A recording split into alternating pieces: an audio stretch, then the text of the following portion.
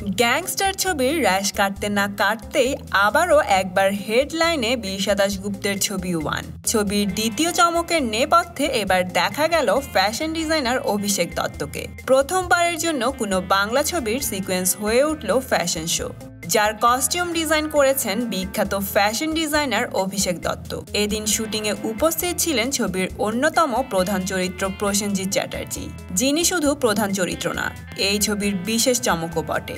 বাংলা ছবির ইতিহাস পাল্টে দেওয়া ছাড়া এদিনের শুটিং বহন করছে আরও এক মাহাত্ম্য। ফ্যাশন শো এর শীর্ষে মডেলিং করতে দেখা যাবে অভিনেত্রী রাচেলকে, যাকে প্রথমবার দেখেই প্রেমে হাবুডুবু খাবেন প্রসেনজিৎ। আর এই ঘটনার উপর ভিত্তি করেই নাকি শুরু হবে ছবির মেইন ক্লাইম্যাক্স।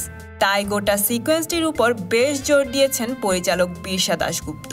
অনেকেই বলে থাকেন বীরসা দাশগুপ্ত প্রতিবারই নতুন কিছুর আবির্ভাব ঘটান, এবারও তার পুরোপুরি প্রমাণ দিতে ব্যর্থ হননি তিনি। তো বন্ধুরা, কি মনে হয় আপনাদের? ফ্যাশন শো সিকোয়েন্সের প্রথম বাংলা ছবিটি কেমন হবে? কমেন্ট করে জানিয়ে দিন আপনার মতামত। আর হ্যাঁ, টলিউডের এমন লেটেস্ট নিউজ জানতে এখনই সাবস্ক্রাইব করুন স্টার গল্প চ্যানেলে।